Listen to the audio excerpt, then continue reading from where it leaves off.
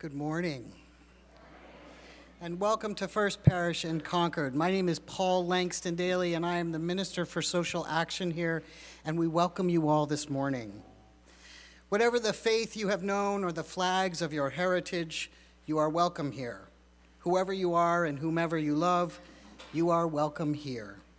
We are a member of the Unitarian Universalist Association of Congregations, and love lies at the center of our faith.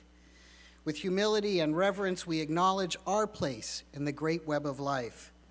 In this congregation, we believe in democracy, and we affirm that Black lives matter as we embrace our differences and commonalities with love, curiosity, and respect. We covenant to grow together spiritually and ethically and transform as we adapt to a changing world. We are so pleased that you have found your way to us this morning. Whether you're here in person or on Zoom, we welcome you. However you're joining us, wherever you're joining us from, we welcome you this morning. Just a couple of quick announcements this morning. This morning and throughout the holiday season, we will not be using our screens so we can more fully enjoy the festive greenery of the season. So please avail yourselves of the hymnals when we sing. Our seasonal Vesper service on Tuesday at 7 p.m. will be happening this week. Please check the FP Weekly for more details. We need about a dozen or so more gift cards for our Secret Santa program. So if you are able to pick up a card and drop it off this week before Wednesday or mail it in, we would appreciate that, or you can see me at coffee hour. That would be great. Terrific. And a representative of our governing board is available each week to answer questions. Leah Russell. Here is our rep. So if you have any questions, you can see Leah, and she'd be happy to answer any questions for you. The worship sharing circle meets in the Brooks room, down the elevator or down the stairs here in this corner room to engage in conversation about the service. If you need help with anything, assisted listening devices, play packets for the kids, or directions to the restrooms or the wiggle room, please see our greeters and they will help you. And please join us for coffee hour in the parish hall downstairs following the service.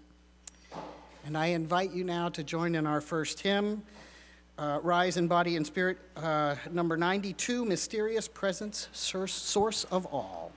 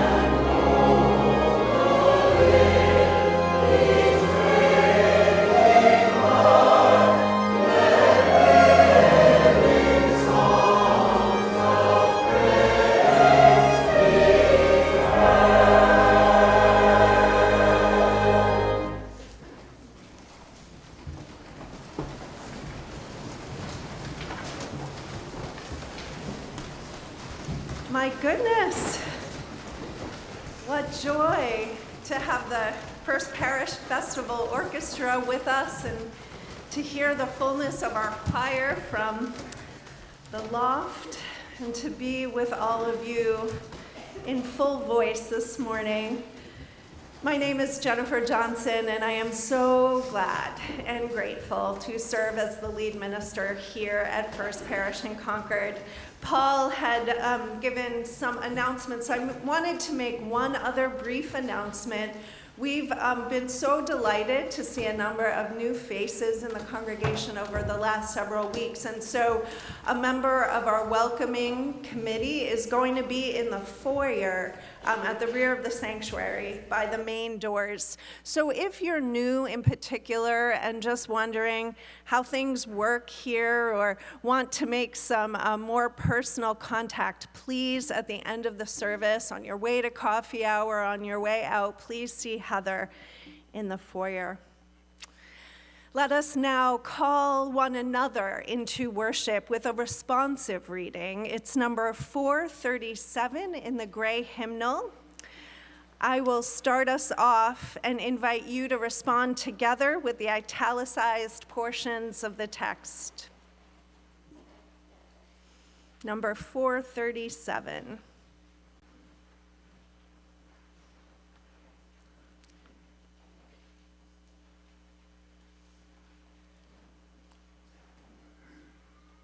We haven't done this for a while, so I'm just giving you a little time to find your place. You can nod if you're good, and then I'll know.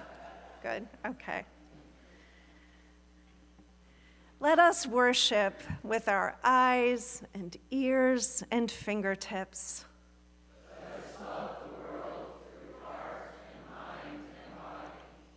We feed our eyes upon the mystery and revelation in the faces of our human siblings. We seek to know the wistfulness of the very young and the very old, the wistfulness of people in all times of life. We seek to understand the shyness behind arrogance, the fear behind pride, the tenderness behind clumsy strength, and the anguish behind cruelty. All life flows into a great common life if we will only open our eyes to our companions. Let us worship, not in bowing down, not with closed eyes and stopped ears. Let us worship with the opening of all the windows of our beings, with the full outstretching of our spirits. Life comes with singing and laughter, with tears and confiding, with a rising wave too great to be held in the mind and heart and body, to those who have fallen in love with life. Let us worship and let us learn to love. This morning is the third Sunday of the season of Advent, the holy time in the Christian tradition when observers anticipate the celebration of the birth of Jesus Christ, and when Unitarian Universalists prepare our hearts to awaken to the presence of the sacred here with us in all the ways that we experience it. So this morning, as we light the chalice of our Unitarian Universalist faith, we will kindle the first three candles of the Advent wreath, the candle of hope, the candle of peace, and this Sunday we add the candle of joy, the rose-colored candle.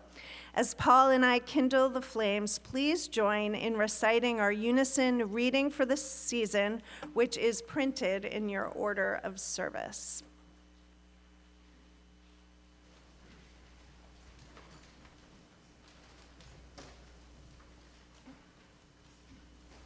I will light candles this Christmas. Candles of joy, despite all sadness. Candles of hope, where despair keeps watch. Candles of courage, for fears ever present. Candles of peace, for tempest-tossed days. Candles of grace, to ease heavy burdens. Candles of love, to inspire all my living. Candles that will burn all the year long. our Time for All Ages, and the Reverend Amy Friedman. Good morning.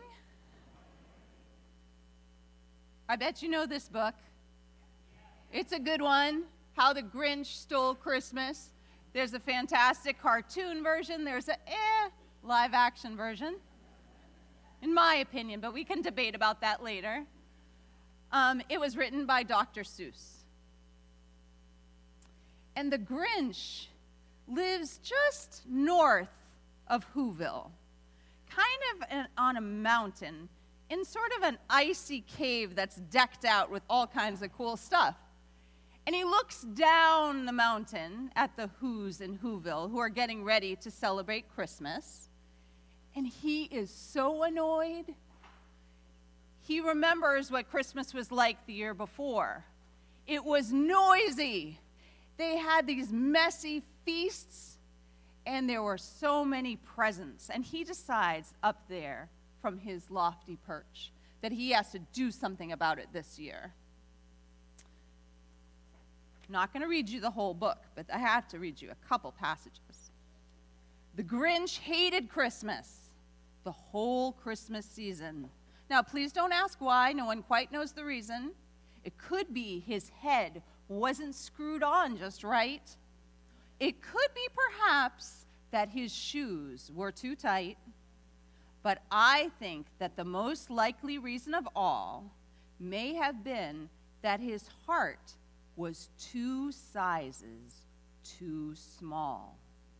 Now, if you look at the illustrations in the book, or you see the cartoon, or I'm not sure how they do it in the live action one,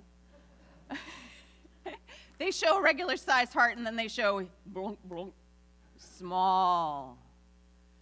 Now, I'm aware that it's possible for every person in here to experience being a Grinch this season. I myself, as festive as much, obviously I'm a minister here. I love Christmas. I started decorating yesterday. It's one of the things I enjoy so much. And yet I notice for myself, there are moments when my heart goes, it tightens. I hope it doesn't shrink, but it does tighten. I'm wondering for you if you've noticed that kind of smallness in your heart sometimes this holiday season. I'm wondering if there are times when you feel kind of grinchy. And if you could just call out, what are things that make you feel kind of grinchy this time of year? Just call it right out.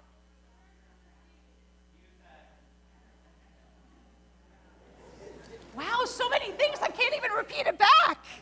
Wow, I guess you do. You get it. So the next part of the story, you probably remember the Grinch puts on a Santa Claus suit, and his poor dog Max, he ties on this reindeer antler. And Max is a great character because he smiles no matter what the Grinch does to him.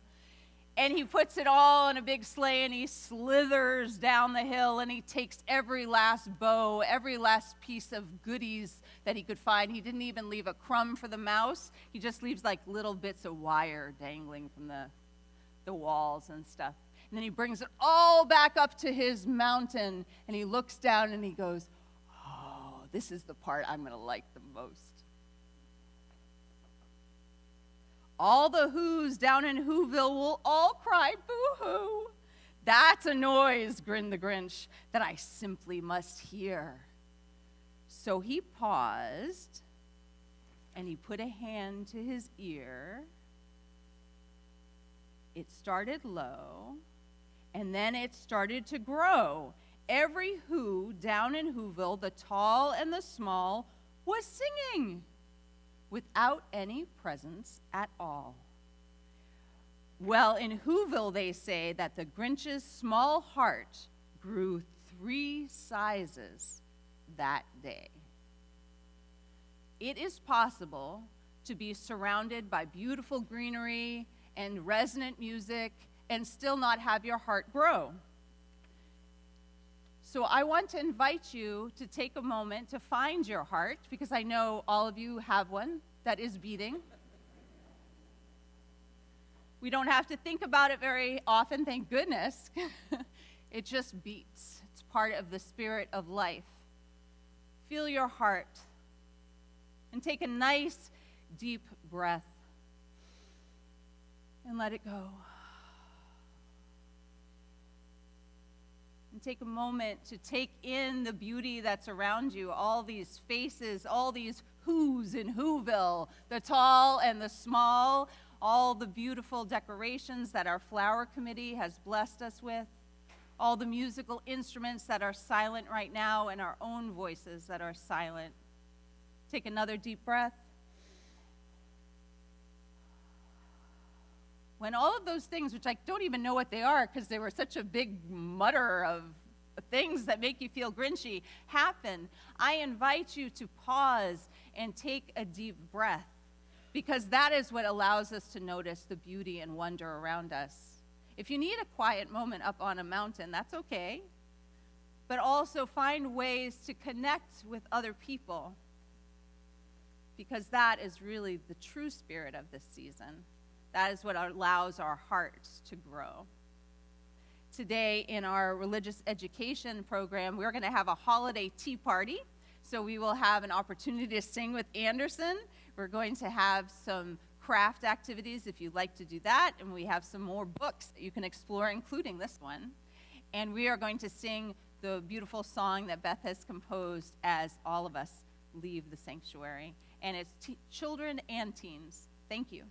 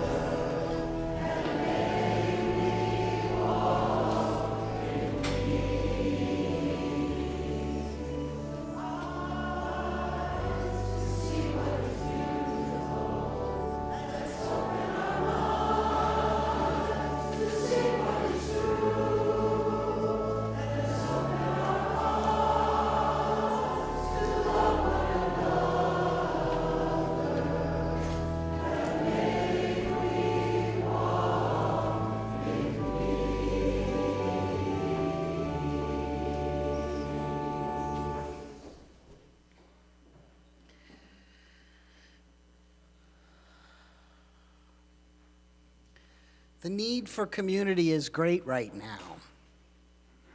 People are grumpy and anxious, nervous and unsettled. Many of us are short-tempered, edgy, maybe even a little reactive. Beauty and love are hard to find some days. And so I'm gonna just invite us all to slow down, and we're gonna breathe a little bit more together and let go a little bit of the tension that you're carrying this morning. So I'm just gonna invite us to take a nice deep breath together, to breathe into this time and place, to these people and this community, whether online or in person. You are here, and we are here together. This week, we honor and hold in joy Ginger Lang, who celebrates a significant birthday. And we hold in our prayers and thoughts Mike Beer, who had surgery this week to repair broken bones from a fall several weeks ago. He expects to be discharged soon to home and to recover well, and he's welcoming cards. In the time of the silence that follows, I invite you to share the names of those you are holding in your hearts this week.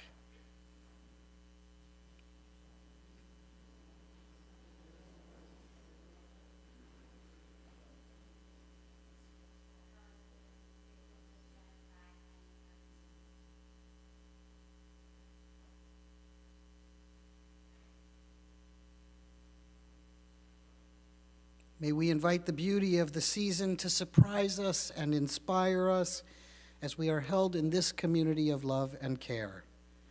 And may all those who are seeking to find a community in which to share their special moments and milestones May they find that community.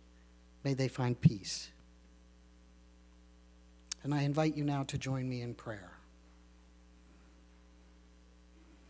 Mysterious presence, source of all, hear our call and pour your living waters in. Remind us that love abides in many forms.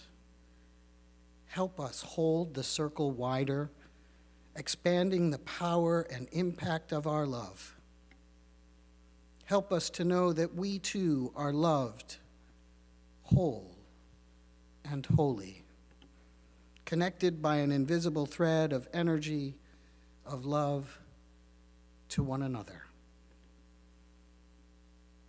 Breathe in deeply and exhale, and feel the heartbeat of this community.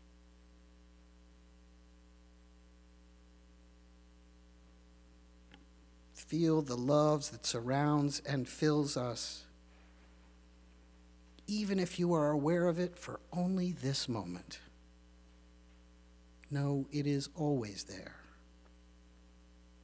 The syncopation, the unbroken rhythm of our common humanity beating together with love at the center. This is who we are. This is who we always are. May we remember this moment and call upon it when we are in need. There is more love somewhere, and together we make it manifest. Amen. Blessed be.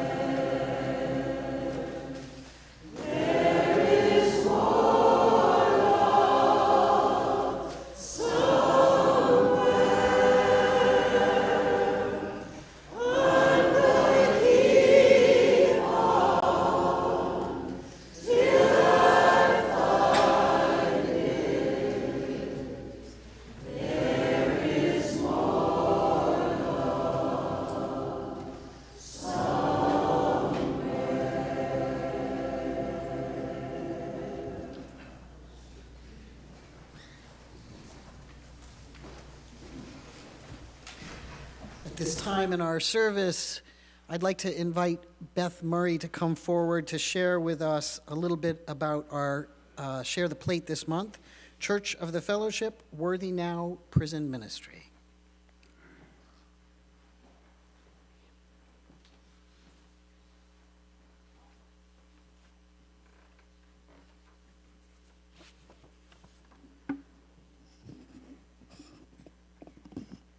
Good morning.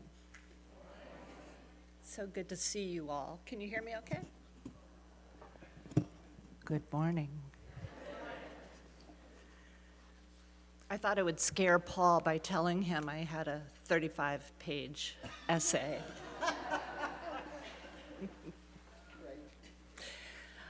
My name is Beth Murray. I work with the Church of the Larger Fellowship. The Church of the Larger Fellowship, otherwise known as the CLF, is the largest UU congregation within our denomination. And it is a church without a building. The CLF offers spiritual resources to thousands of members around the world. And over half of our members, 1,920 to be exact, are people experiencing incarceration. Yeah, 1,920. This is a time of year when many of us are waiting for the longest night of the year, waiting for snow, waiting in line to buy your groceries, waiting to open a gift.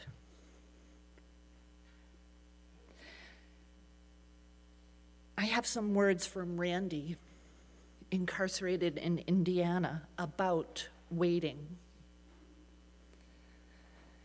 Randy says, for most people, waiting takes place in a doctor's office, a teller's line at the local bank, or in a drive-through, anticipating food.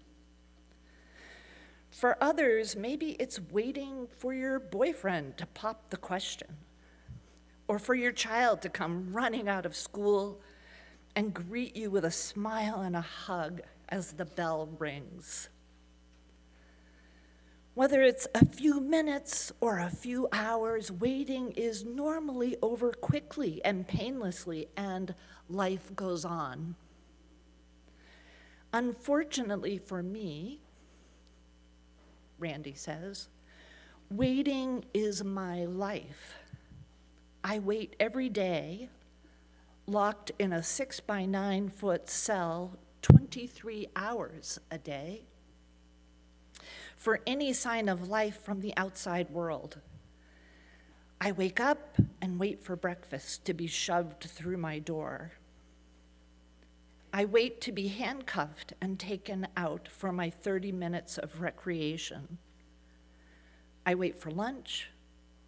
I wait to be cuffed again and taken to the shower. I wait for the mail and hope for a message from the outside that I am not forgotten. And as the guard passes me by and leaves me empty-handed, I wait for the feelings of hopelessness and despair to pass so I can go to sleep and wake up and wait again.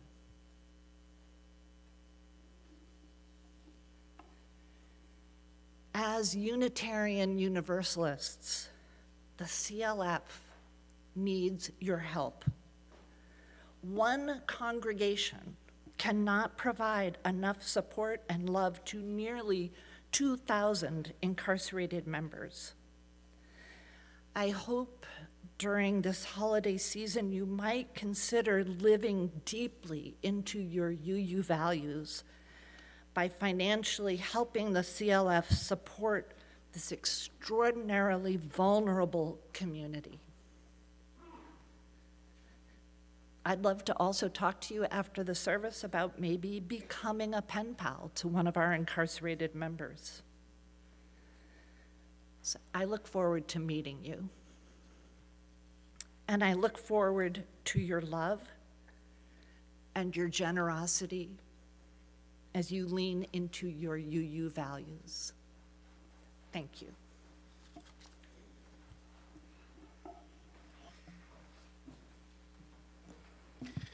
We accept your generous gifts this morning for all that we do within these walls and beyond these walls. And please take a moment to stop by the coffee hour table to have a conversation with Beth.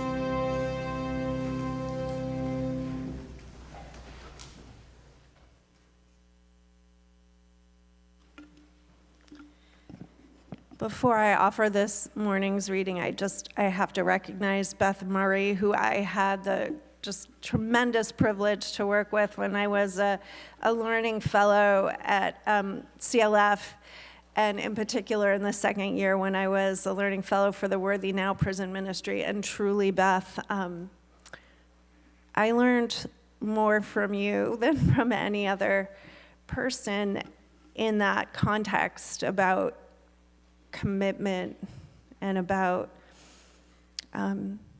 being a sibling in faith to people who we can't meet in person, but who we can meet and hold and know in spirit. And you modeled that so beautifully. I'm so grateful that you're here this morning.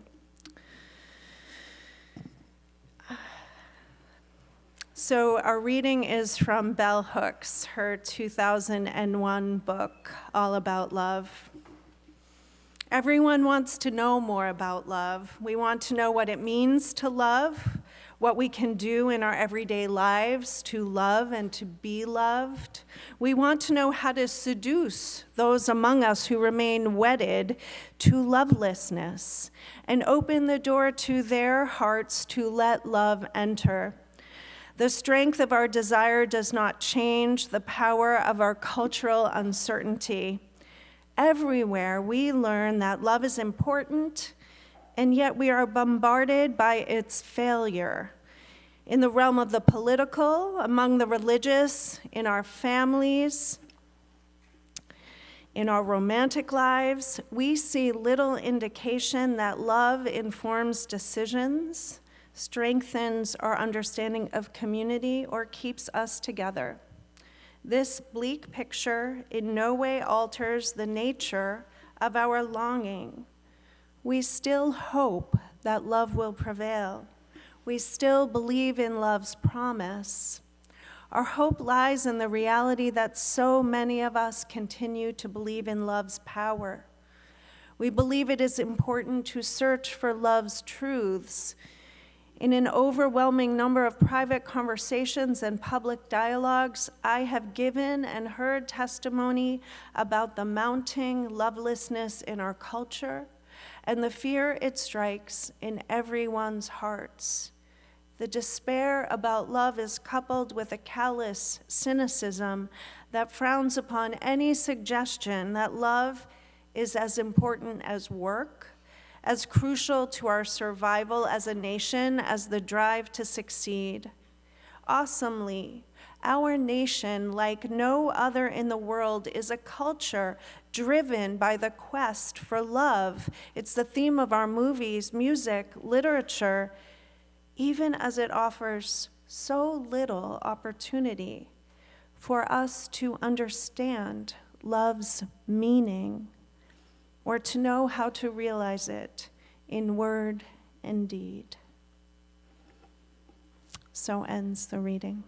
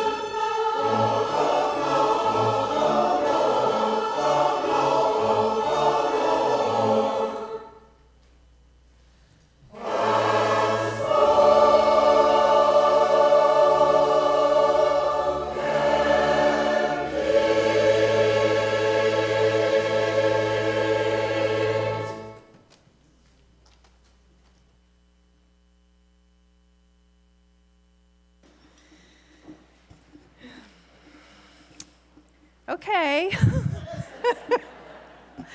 That is a little hard to follow with mere words. This is my first holiday season here at First Parish in Concord, and I feel the need to tell you, I hope you know how lucky I feel to be here. I also want to say that this sanctuary has felt electric to me over the past several Sundays. I'm aware of a potent energy in the room, among and between us. I feel it within myself. Many of you have described similar experiences to me. You've used words like excitement, synergy, transcendence, and momentum. We've wondered together about all the tears that have been flowing. Over the past 2 weeks, I have found myself wanting to pause and take notice of this energy, to be curious about it. What is it?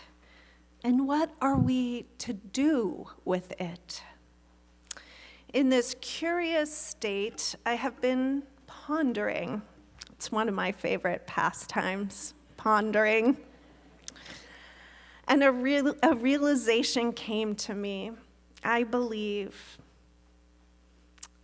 I'm nearly certain, the energy I am perceiving here and among us is love. I believe that love is present in our worship right here and now. Perhaps I have a heightened awareness of the presence of love because we are in the season of Advent, when we are encouraged to open ourselves expectantly to the arrival of the divine in the here and now. O come, Emmanuel, God with us. Unitarian Universalists have different ideas, we know, about what the divine is, or if there even is such a thing as the divine. We do, however, agree on love. At least on paper, we do. Our Unitarian Universalist Statement of Values, newly adopted at last June's General Assembly, states that love is the power that holds us together and is at the center of our shared values. We are accountable to one another for doing the work of living our shared values through the spiritual discipline of love. After a 3-year-long inclusive democratic process to arrive at that statement, we, the member congregations of the Unitarian Universalist Association, have declared that love is the source and center of our faith and its communities. For many of us, love is sacred. Love is the divine. So it makes sense then that here in the sanctuary of this storied Unitarian Universalist congregation in this season of Advent, we would experience the presence of love in our worship, love with us right here and now.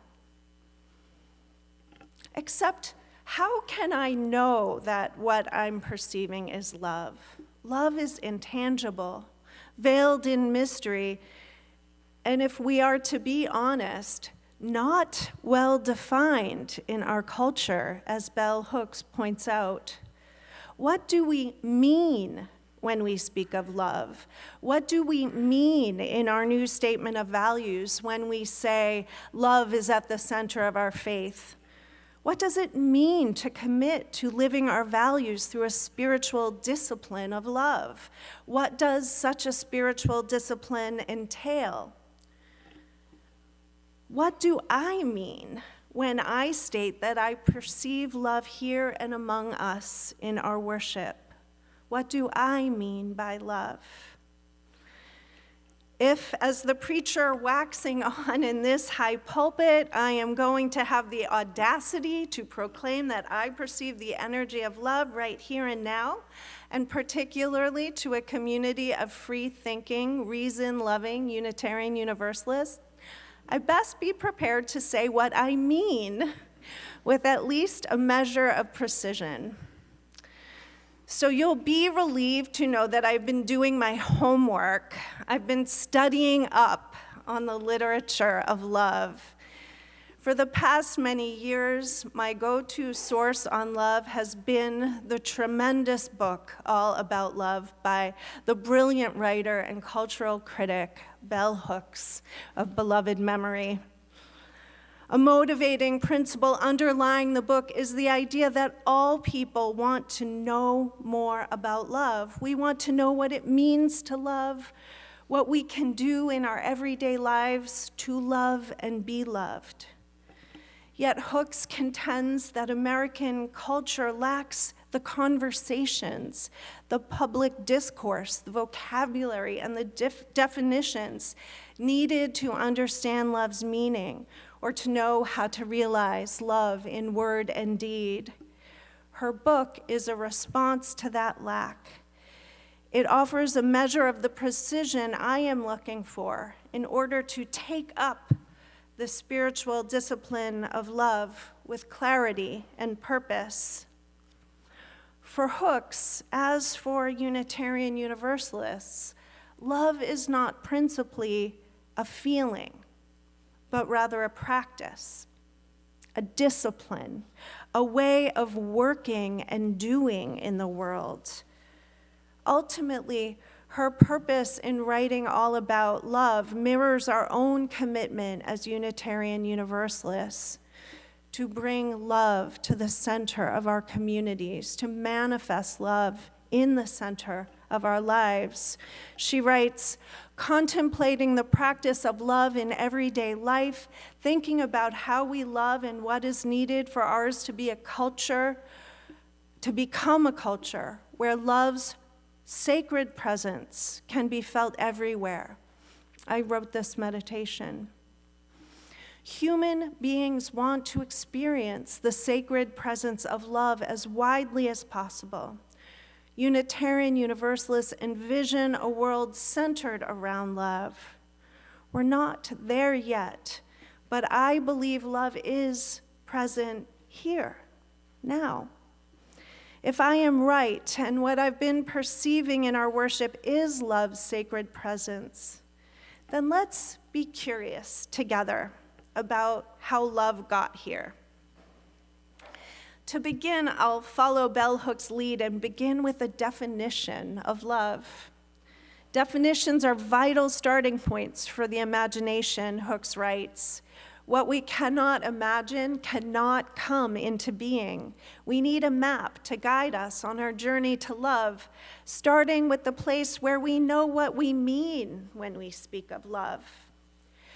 After years of searching and researching, Hooks discovered a definition of love that resonated with her, and it's been resonating with me for the past half-decade and informing my practice of the spiritual discipline of love. It's the definition posited by M. Scott Peck in his groundbreaking book, The Road Less Traveled. Peck was a psychiatrist and a wide-ranging thinker on matters of love, spirituality, and human development who captured popular attention in the late 20th century. His definition goes like this: love is the will to extend oneself for the purpose of nurturing one's own or another's spiritual growth.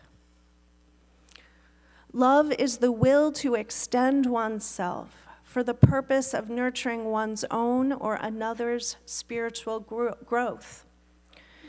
If this definition is new to you, perhaps you are or may experience some cognitive dissonance with it. We have been accustomed to think of love as a feeling rather than an action. We've been accustomed to link love to feelings of attraction, affection, romance, and desire. rather than to a concept of growth. We are accustomed to thinking of love as something we feel by instinct, without conscious control, rather than an action we choose to take as a matter of will. My hope is that you will work with Peck's definition of love in your imaginations. I'm as skeptical as most you use, and despite trying, I have not yet found the linchpin to disassemble Peck's definition. The more I apply his definition of love to my experiences of the world, and the more I practice it in my own life and relationships, the more I believe in its truth. Love is the will to extend oneself for the purpose of nurturing one's own or another's spiritual growth. It bears that repetition. To fully wrap our minds around the definition, I think we need to consider what is meant by spiritual growth. Peck was a psychiatrist, and while he was also a deeply religious thinker, for our purposes today, I think it's fair to associate his idea of spiritual growth with the psychological concept of self-actualization. I think of spiritual growth as the ongoing development of an individual's unique capacities and potentialities, the process of an individual self becoming their truest, fullest, and healthiest self. When we love, we are extending our own energy and effort to nurture our own and each other's thriving, our own becoming the fullest embodiment of who we are built to be. In my experience as a minister, the implicit reason that most people come to religious community, whether we know it or not, is to grow spiritually, to nurture that process of becoming ourselves in that most holistic way that we can. People come to religious community to grow. Even when we say, as we often do here, that we come for the community, the underlying principle is that we grow most fully in community. Spiritual community is an ideal, I would posit, a necessary environment to nurture spiritual growth. If to love is to extend oneself for the purpose of nurturing one's own or another's spiritual growth, then coming to worship is an act of love. Likely at first, it's an act of self-love. We come to nurture our own spiritual growth. Or perhaps it is an act of love for our children to support their spiritual growth. As we deepen into community, we come to understand that our growth is interdependent.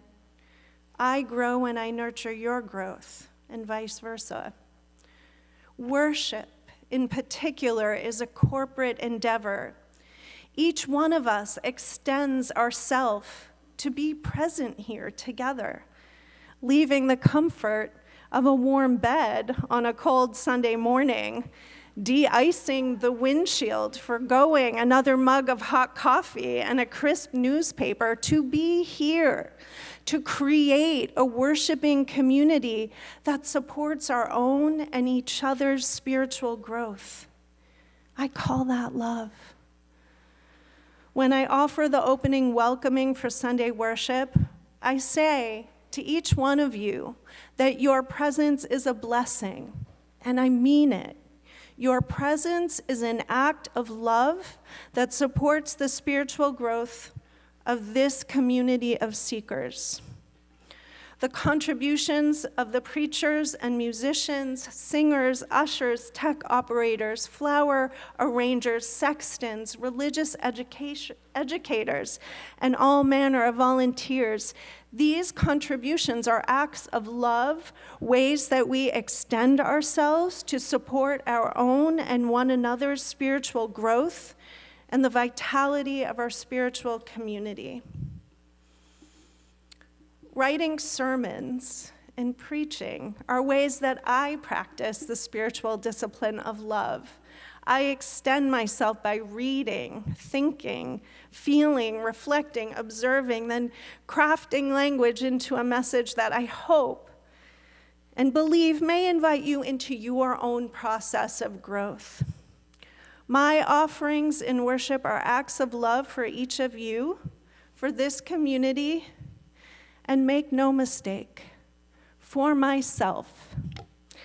My ministry is a manifestation of my own process of spiritual growth, of an evolving unfolding of my own unique capacities and potentialities.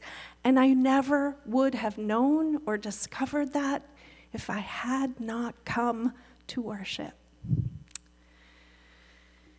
In a single sermon, I can only scratch the surface of the wisdom that Bell Hooks and M. Scott Peck share in their respective works. I can only begin at the beginning with this definition.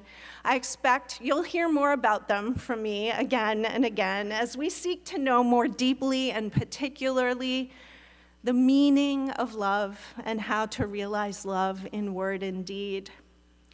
For now, I want to offer one more kernel of wisdom from Peck. I shared it briefly last week. The principal form that the work of love takes is attention. When we love another, we give them our attention. By far the most common and important way in which we can exercise our attention is by listening. I think this gets to the heart of why I have been feeling the energy of love so palpably in our worship. Your attention is magnificent.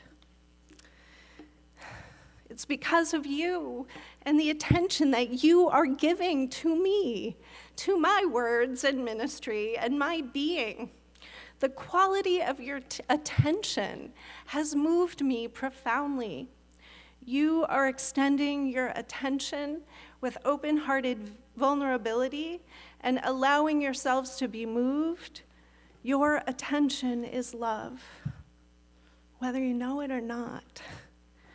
Your attention is love for me and love for yourselves and love for one another, for we are growing in spirit together. The seed of this sermon came to me months ago when I was reflecting on the theme of presence. I wanted to talk about how love is not distant but near, not scarce but abundant, not elusive, but right at hand. The title, Love on Tap, was my inspiration. The phrase is not my own. My daughter, my 18-year-old daughter, Carly, wrote it in one of her college essays at just about this time last year. I have love on tap, ready to share indiscriminately. I love her metaphor.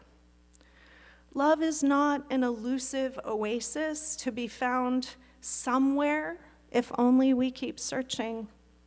Love is at hand, ready to be tapped from the ever-present wellspring of our hearts. In the context of American chattel slavery, the brutal context of that system, it is understandable that the originators of the spiritual we sang after our prayer would cast love afar, an unknown somewhere, an oasis to be found only after a long and arduous journey through an arid desert.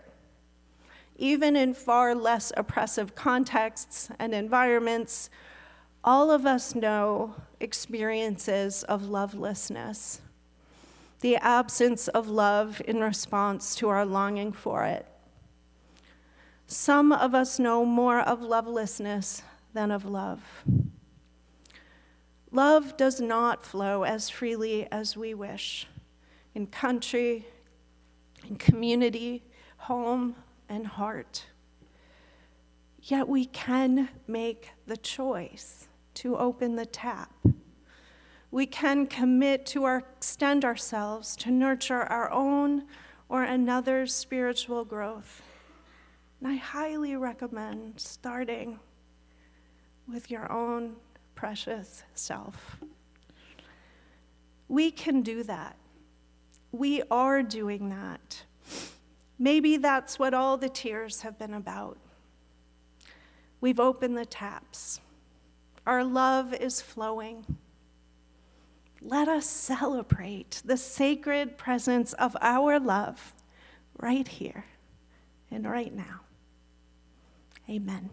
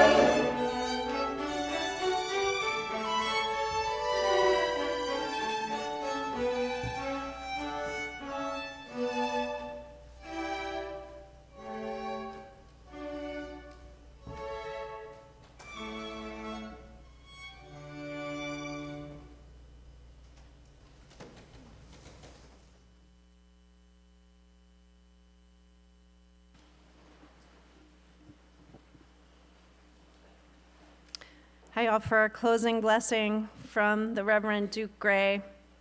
It's familiar from our hymnal. The blessing of truth be upon us, the power of love direct us and sustain us, and may the peace of this community preserve our going out and our coming in from this time forth until we meet again. Please rise in body or spirit for our closing hymn. It's number 226, People Look East.